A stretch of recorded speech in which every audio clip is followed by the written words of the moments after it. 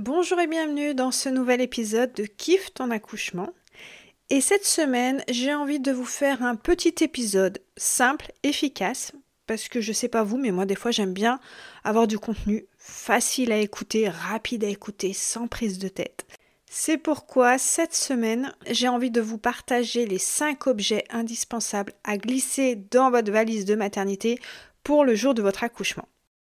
Juste avant d'aller plus loin, pour celles qui souhaitent accoucher sans péridurale à la maternité, je vous rappelle que je continue pendant quelques temps mes accompagnements de la team, les accompagnements de groupe. Donc c'est un accompagnement où vous serez entouré d'autres futures mamans qui ont le même terme que vous et surtout qui savent que c'est possible d'accoucher sans péridurale à la maternité. Vous êtes donc sûr de trouver un espace bienveillant, soutenant, qui va vraiment dans le sens de votre projet. Vous aurez donc votre groupe privé avec d'autres futures mamans, mes conseils, le programme vidéo et des ateliers chaque mois en ligne.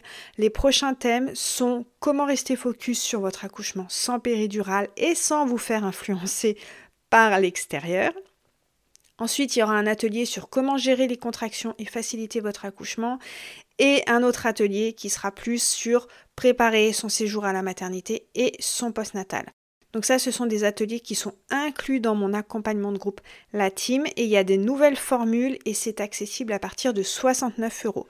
Pour en revenir aux 5 objets essentiels à glisser dans votre valise de maternité, le premier, pour moi, qui est absolument non négociable, indispensable, je dirais même vital, c'est prendre de quoi boire et même de quoi manger. Un accouchement, c'est comme un marathon. Et on n'a absolument jamais vu aucun sportif se pointer sur la ligne de départ en n'ayant ni bu ni mangé et surtout en n'ayant pas accès à ses ressources pendant son parcours. Et là pourtant, on exige des femmes qui vont accoucher d'être à jeun et de rester à jeun. Et c'est complètement une aberration. Ça, c'est une interdiction qui est encore assez courante dans les maternités. C'est une croyance qui a la vie dure encore. Vraiment, vous pouvez vous renseigner autour de vous, demander aux gens s'il est possible de boire et de manger pendant l'accouchement. Je suis sûre que vous avez 9 personnes sur 10 qui vont vous dire que ce n'est pas possible. Alors que si, c'est non seulement possible, mais c'est surtout indispensable. C'est vraiment important de pouvoir, pendant votre accouchement, vous hydrater à volonté et manger si vous en avez besoin. Manger, c'est plus rare, parce que quand on a des contractions à gérer, des fois on n'a pas forcément faim, et surtout, la faim, elle passe plus facilement que la soif. Ça vous est tous arrivé d'avoir le ventre qui gargouille à un moment de la journée, si vous ne mangez pas tout de suite, au bout d'un moment, vous vous rendez compte, tiens, j'ai plus faim. Par contre, d'avoir soif, la soif, elle ne passe pas. Et en termes d'hormones et de cerveau, avoir soif, ça a une conséquence directe sur le déroulement de votre accouchement. Alors là, je ne vais pas vous en parler en détail parce que j'ai un épisode qui est dédié à ça où je vous donne toutes les informations. C'est pourquoi je vous invite à aller écouter mon épisode 28 de ce podcast où je vous explique toutes les informations concernant le fait de boire et de manger pendant l'accouchement. Pensez à glisser dans votre valise de maternité une bouteille d'eau, même si vous avez le droit de boire dans votre maternité. Il n'y a rien de plus pénible que d'être obligé de quémander à boire auprès de l'équipe médicale. Donc mettez de l'eau dans votre sac, comme ça vous avez sous la main exactement ce qui vous fera plaisir sans être obligé d'aller demander. Pensez aussi, chose toute bête, à prendre une gourde avec une paille ou une paille toute simple. C'est quand même beaucoup plus simple de boire avec une paille plutôt qu'avec un verre. Donc prenez de l'eau, des jus de fruits aussi, parce que l'avantage du jus de fruits, c'est que vous aurez aussi un petit shoot de sucre, ce qui peut vous faire du bien, et pensez à prendre une paille pour que ce soit plus simple à boire. Côté encas, vous pouvez prendre des Energy Balls, des amandes, un petit carré de chocolat, des bonbons, prenez des choses qui vous font plaisir et qui sont faciles à manger. Et surtout, petite astuce, si votre maternité vous empêche de manger, et là je parle bien d'une interdiction abusive dans le sens où votre accouchement se déroule bien et il n'y a absolument aucune raison de vous priver de manger, mais dans les protocoles, madame, c'est comme ça. Comme c'est important quand même d'avoir des ressources et de l'énergie, pensez à prendre des petites choses que vous pouvez manger discrètement. Un petit bonbon que vous mettez sous la langue, les clics qui font, ou un petit carreau de chocolat. C'est dommage d'en arriver là, je suis bien d'accord, mais je peux comprendre aussi qu'on n'ait pas envie de se prendre la tête avec l'équipe médicale, si on tombe sur une sage-femme qui est un petit peu coincée dans les années 60 et qui veut pas que vous mangiez, d'avoir des petites choses à glisser rapidement dans la bouche qui se mangent discrètement, c'est parfait. Donc petit jus sucré, de l'eau, des petites énergie balls, des bonbons, des amandes, enfin voilà, des petites choses qui vont vous faire plaisir. Et aussi, petite astuce hyper importante, pensez à prendre de quoi manger après votre accouchement dans le postnatal immédiat, quand vous êtes encore en salle de naissance. Si voilà, votre accouchement s'est bien déroulé, souvent quand on vient d'accoucher, on nous amène le plateau repas de la veille, ou enfin juste avant, et si on accouche à 3h du matin, croyez-moi qu'on n'a pas forcément envie de se taper du poisson vapeur et des haricots verts quand on vient de se taper un marathon et un accouchement qui a duré longtemps. Des fois, on a envie de manger des choses qui vont nous réconforter, donc mettez aussi dans votre sac des choses que vous allez pouvoir manger tout de suite après votre accouchement, sans être obligé d'attendre qu'on vous amène le plateau repas ou sans vous retrouver avec un plateau repas, franchement, qui donne pas super envie, qui fait pas kiffer. Donc voilà. Mettez de quoi manger pendant l'accouchement et après. Le deuxième objet indispensable à glisser dans votre valise de maternité, pour moi, c'est le peigne. Alors, pour celles qui me découvrent, qui ne savent pas de quoi je parle, non, je vous dis pas de prendre un peigne pour vous recoiffer entre deux contractions ou être jolie sur les photos. Le peigne, c'est l'outil indispensable pour gérer vos contractions. En prenant un peigne et en le serrant très fort dans votre main, vous faites une deuxième douleur, une diversion de la douleur. Le cerveau ne pouvant pas être focus à 100% sur deux douleurs différentes, le fait de vous créer une deuxième douleur fera que votre cerveau sera moins focus sur la douleur des contractions. Et surtout, en créant une deuxième douleur, vous allez sécréter davantage d'endorphine. L'endorphine, c'est l'antidouleur naturelle qu'on sécrète pendant l'accouchement. Là aussi, je ne vais pas vous faire un grand discours sur les hormones. J'ai un épisode de podcast entièrement dédié aux hormones. C'est l'épisode 20 où je vous explique le rôle de l'ocytocine, de l'adrénaline et de l'endorphine, l'antidouleur naturelle. Donc en serrant un peigne très fort dans votre main, non seulement vous allez être moins focus sur la douleur des contractions, et en plus vous allez aider votre corps à sécréter encore plus d'endorphine, qui est l'antidouleur naturelle qui va vous aider à gérer les contractions. Alors, on est bien d'accord, c'est pas miraculeux, c'est pas aussi efficace que la péridurale, on va pas se mentir, mais honnêtement, j'ai énormément de retours de femmes qui me disent que le peigne a quand même été hyper utile pour gérer les contractions ou au moins attendre la péridurale. Je vous conseille un peigne en bois qui soit solide. Prenez pas les peignes, vous savez, noirs, tout fins, avec des dents en plastique toutes molles, parce que alors là, il va vous servir à rien. Il faut que ce soit un peigne qui soit solide, avec des dents solides. Et petite info, sur ma boutique, je vends des peignes en bois solides qui tiennent bien dans la main, avec des mantras écrits dessus. Il y a 3 mantras. Le premier, c'est « Chaque contraction me rapproche de mon bébé ». Le deuxième mantra, c'est « Mon corps et mon bébé savent faire ». Et le troisième, c'est « Ce n'est pas de la souffrance, c'est de la puissance ». Donc c'est des peignes avec ces mantras dessus qui vous permettront d'être focus. Ils sont super solides, ils résistent à la force que vous allez pouvoir mettre pendant les contractions. Ils peuvent aussi aller dans l'eau. Et surtout, ça vous fera un super souvenir de votre accouchement que vous pourrez garder après. Là aussi, je vous mets le lien en description de cet épisode. Le troisième objet, ce serait une balle de tennis. La balle de tennis, elle va vous permettre de vous masser ou de vous faire masser. Il y a vraiment un combo, un duo gagnant qui revient dans les messages, les commentaires et les avis que je reçois, c'est le peigne que vous serrez très fort dans votre main, donc qui va créer une deuxième douleur et vous aider à sécréter de l'endorphine, et le massage du bas du dos, les points sacrés. Donc que votre partenaire ou la sage-femme ou la personne qui vous accompagne appuie très fort avec ses pouces dans le bas de votre dos. On va pas se mentir, vous appuyez sur le bas du dos pendant 5, 6, 7 heures d'affilée, c'est pas hyper confortable pour les personnes qui vous accompagnent, pour les personnes qui vous massent. Donc de prendre une balle de tennis, ça lui permettra de venir vous masser le bas du dos avec la balle, d'avoir une pression assez forte et appuyée pour vous, et pour lui que ce soit un petit peu plus confortable. L'avantage aussi de la balle de tennis, c'est que vous pouvez vous-même, par exemple, la mettre dans le bas de votre dos, vous appuyez contre le mur et vous-même appuyez fort dessus pour que ça vous appuie sur les hanches ou sur le bas du dos. Donc la balle de tennis, ça va vraiment permettre à votre partenaire, à votre conjoint, de venir vous masser le bas du dos ou le faire vous-même. Et là aussi, vous créez, en appuyant très fort sur le bas de votre dos, une deuxième diversion de la douleur, voire même une troisième, parce que là, vous avez le peigne. Et franchement, j'ai plein de femmes qui me disent d'avoir le peigne dans la main et d'avoir quelqu'un qui leur masse très fort, qui appuie très fort sur le bas du dos.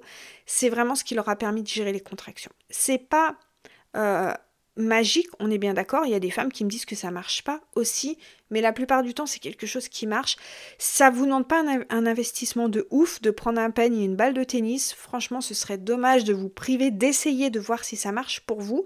Donc, testez et surtout, n'hésitez pas non plus à venir me dire si ça a marché ou pas pour vous, que ce soit par mail ou en m'envoyant un message sur Instagram. J'aime bien avoir vos retours, donc testez et dites-moi. En lien aussi avec le massage du bas du dos, vous pouvez prendre des huiles essentielles. Alors, je ne suis pas du tout spécialiste en huiles essentielles, donc je ne vais pas pouvoir vous donner un cocktail magique, mais un retour que j'ai qui est hyper fréquent, c'est l'huile essentielle de clou de girofle, qui est un antidouleur naturel. Et il y a beaucoup de femmes qui se font masser le bas du dos avec un mélange d'huile végétale et de quelques gouttes d'huile essentielle de clou de girofle sur le bas du dos, et ça a un effet hyper apaisant et qui vient un petit peu atténuer la douleur des contractions. Là, je vous laisse vraiment vous renseigner auprès de personnes qui sont beaucoup plus qualifiées concernant l'utilisation des huiles essentielles, mais sachez qu'il y a sur internet des marques qui vendent des sticks avec des huiles essentielles de clou de girofle qui sont vraiment destinées à l'accouchement. Vous pouvez aussi le faire vous-même. Je vous laisserai faire vos propres recherches, mais les huiles essentielles, elles sont utiles aussi bien en massage en bas du dos que aussi de les sentir. Il y a des huiles essentielles qui sont hyper apaisantes. Je pense notamment à la lavande, à la fleur d'oranger, ce genre de choses. Et ça a un effet un petit peu relaxant et rassurant. Ne sous-estimez pas le pouvoir des odeurs aussi pendant l'accouchement. Donc prenez des petites choses qui, dès que vous les sentez, ça vous fait du bien, ça vous rassure, ça vous détend, ça vous fait penser aux vacances. Ça peut être un parfum, une huile essentielle, du monoï, enfin voilà. Vous allez trouver la chose qui vous rassure, qui vous fait du bien, mais des petites choses à emmener, à sentir pendant l'accouchement, ça a aussi un grand, grand pouvoir. Et la dernière chose à glisser dans votre valise de maternité, c'est des mantras. Les mantras sont hyper puissants pour l'accouchement. C'est vraiment des phrases positives qui vous aident à garder le cap. Des phrases que vous vous dites dans votre tête, que vous vous dites à voix haute ou que l'on vous dit, que votre partenaire peut vous dire. Là aussi, en termes de mantras, je peux vous en citer quelques-uns, mais ce qui est important, c'est vraiment que vous puissiez choisir des mantras qui vous parlent, qui résonnent pour vous. Donc, quelques idées de mantras que vous pouvez vous répéter, que vous pouvez écrire, c'est par exemple « Je me sens calme et confiante » ou « Je m'adapte à toutes les situations ». Mon col se dilate à son rythme. Mon bébé et mon corps savent faire. Mon bébé sait naître. Mon corps sait exactement comment mettre mon bébé au monde. Chaque contraction me rapproche de mon bébé. Je vous rappelle que c'est un mantra qui est sur l'un de mes peignes. Tout ce dont j'ai besoin pour faire naître mon bébé est déjà en moi. Voilà, c'est des petites idées de phrases qui peuvent avoir un impact hyper positif quand vous les répétez en boucle ou quand vous les lisez ou quand on vous les répète. Vous pouvez soit les noter sur des petites cartes que vous emmenez avec vous. Vous pouvez vous aussi les enregistrer avec votre voix ou demander à une personne de confiance, que ce soit votre conjoint, votre meilleur ami, votre maman, peu importe, qu'elle fasse une petite piste audio où elle vous dit ses mantras, comme ça vous pouvez les écouter. Enfin, encore une fois, c'est vraiment à vous de trouver ce qui vous parle, ce qui résonne en vous, ce qui vous fait vibrer. Mais pareil, j'ai énormément de femmes que j'accompagne qui me disent que les mantras ont vraiment été hyper soutenants, surtout à des moments où elles ont douté, à la fameuse phase de désespérance par exemple. D'avoir quelqu'un qui nous rappelle qu'on est capable, qu'on sait faire, qu'on est en train de le faire, ça peut être vraiment puissant. Donc, pour moi, les choses indispensables à mettre dans votre valise de maternité, pour vraiment aller le plus loin dans votre projet sans péridurale, ce serait prendre de quoi boire et manger. Ça, c'est vraiment pour l'énergie, pour l'hydratation, pour avoir la force, pour gérer vos contractions poussées. Ensuite, pour gérer vos contractions, ce sera le peigne et une balle de tennis qui ont vraiment un rôle de diversion de la douleur pour vous aider à sécréter de l'endorphine et gérer les contractions, les passer les unes après les autres. Ensuite, les huiles essentielles pour créer un environnement où vous allez vous détendre, pour jouer plus avec le côté olfactif, les odeurs pendant l'accouchement. Et les mantras qui vont vraiment être un soutien mental, qui vont vous aider à garder le cap, à rester focus, à ne pas vous démotiver. Je vous répète, tout ça, ce ne sont pas des outils miraculeux. Peut-être que vous allez jeter le peigne à travers la salle de maternité. Peut-être que les mantras, il y a un moment, vous allez les balancer et c'est complètement OK. C'est des petites choses simples, faciles à amener à la maternité, qui peuvent être d'une grande efficacité, comme ils ne peuvent pas marcher, on est bien d'accord. Mais ce qui est important, c'est que vous puissiez tester. Donc, emmenez-les, testez, voyez ce qui fait sens pour vous, voyez ce qui marche. Il y a peut-être des choses qui vont marcher à un moment et pas à un autre, et c'est complètement OK. Et peut-être qu'aussi, le jour de l'accouchement, vous allez oublier tout ça.